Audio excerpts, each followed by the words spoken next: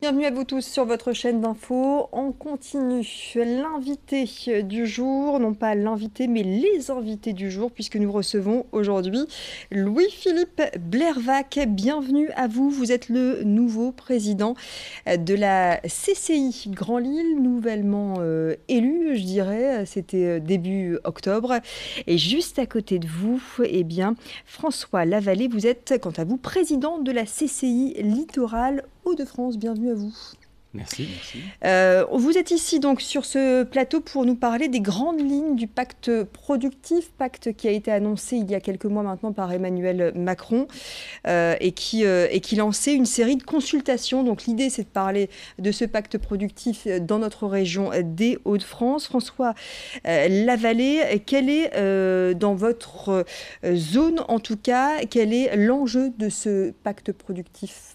À l'enjeu, nous avons été sollicités par l'État pour faire une consultation de nos entreprises au niveau de la région. Donc c'est bien entendu le périmètre et le périmètre régional pour parler des problématiques de nos entreprises. De ce qui revient de nos entreprises, c'est 4 grandes problématiques. L'emploi et la formation, premier grand souci de nos entreprises aujourd'hui, c'est le recrutement et la formation professionnelle. Le deuxième enjeu, c'est les impôts productifs et la simplification administrative. Le troisième enjeu, remontée de nos entreprises, c'est bien entendu le développement durable, l'environnement de manière générale et la transition énergétique.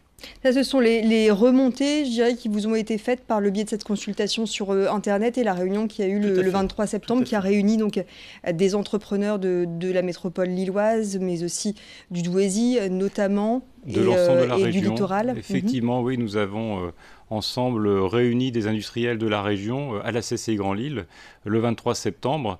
Et nous avons réuni des industries de tout secteur d'activité, la métallurgie, l'agroalimentaire, le textile, la plasturgie, de manière à ce qu'on ait effectivement une représentation. C'est aussi notre rôle à la CCI de représenter les entreprises et avec elles porter un message, être force de proposition au niveau du gouvernement. D'accord, très bien. Et justement, vous parliez donc différents secteurs d'activité, et la métallurgie, vous l'avez dit, l'industrie qui jouit d'une mauvaise image selon vous ? Oui, alors François en a parlé. Vraiment, le premier sujet qui est ressorti quand on a fait ce débat, et on y a passé 50% de notre temps, c'est l'attractivité, l'emploi, le recrutement, la formation. Effectivement, on s'est aperçu que avec ces remontées de l'ensemble des entreprises, que d'une part, il y a un déficit d'image, comme vous le soulignez, globalement de l'industrie, alors qu'on a vraiment de très beaux métiers qui évoluent, qui se modernisent avec la transformation numérique, avec la prise en compte des enjeux de transition énergétique et écologique. On a vraiment de très beaux métiers de l'industrie et on a du mal à fournir toute une série de métiers en la matière, soudeurs, mécaniciens, chaudronniers, mécaniciens, électro, ouais. etc. Ça concerne l'industrie, mais également les autres secteurs d'activité. Voilà. Par exemple, oui, allez-y. D'autres secteurs d'activité, par exemple la métallurgie, c'est peut-être un petit peu plus votre secteur, à vous, François Lavallée, dans le Dunkerquois. Oui, alors la métallurgie, la sidérurgie, mais aussi l'industrie des métaux, vous le dites bien, mais aussi l'agroalimentaire, c'est un secteur que nous avons, la chimie, c'est des secteurs très importants pour notre région. Ce déficit de personnel, ce déficit d'image, on doit le changer tous ensemble. L'industrie, c'est quelque chose de porteur. Le gouvernement veut augmenter la production industrielle de la France de 20%. Nous avons perdu 40% de notre industrie dans les 30 dernières années. Le gouvernement a une vraie volonté de redynamiser industriellement notre pays. Donc on est à côté d'eux pour suivre cette ambition avec la région. Et ce que l'on propose d'ailleurs sur ce sujet-là, c'est d'aller voir les écoles, dans les lycées, dans les collèges et peut-être même dans les écoles primaires pour redonner aussi une autre image de tous ces métiers que nous font proposer dans l'industrie. L'idée, c'est d'accélérer pour le recrutement, d'accélérer les formations au plus près des jeunes. Exactement, il y a deux sujets. Il y a l'attractivité, donc changer l'image et donc aller communiquer, témoigner, mais également qu'il y ait une meilleure coordination avec les services de l'emploi, avec l'éducation nationale pour avoir une meilleure orientation, une meilleure formation des jeunes, vraiment qui répondent aux besoins qui évoluent de nos entreprises. Je vous donne un exemple. Il y a une industrie qui revient, c'est le textile. Mais on ne forme plus les gens dans ce domaine-là. Donc il faut aussi qu'on anticipe ce retour du textile. Quels seront les prochains rendez-vous? Alors là, on l'a bien compris, il y a une consultation qui a été menée en ligne, il y a eu ce débat, la CCI, le 23 septembre.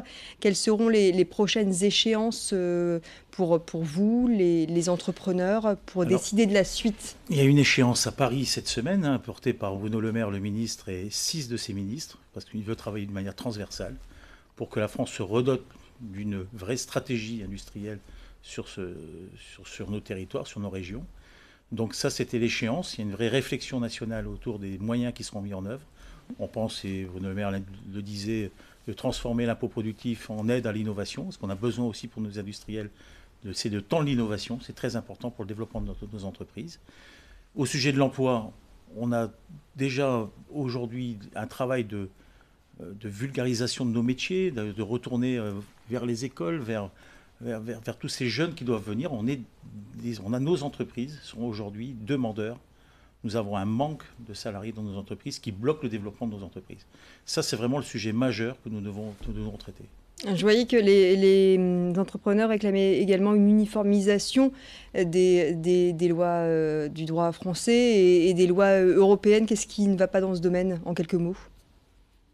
Eh bien, on est très exigeant dans notre pays sur des sujets tels que le CO2 et l'environnement en général, et il faut que ça, ce soit une prise en compte au niveau européen et également au niveau mondial. Sinon, on a une concurrence, on a un dumping environnemental sur ces sujets-là. Donc là, il y a vraiment besoin qu'on puisse avancer là-dessus. Ouais. C'est particulièrement vrai peut-être dans le Dunkerquois, dans le domaine de la métallurgie? C'est vrai dans tous les domaines, la plasturgie, la métallurgie. Aujourd'hui, nous devons avoir des normes qui soient, bien entendu, égales en Europe.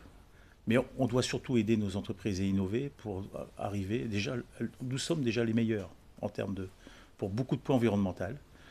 Il faut maintenant continuer à aider nos entreprises pour pouvoir compenser un certain dumping de certains pays qui aujourd'hui ne produisent pas, disons, d'une manière correcte au niveau environnemental.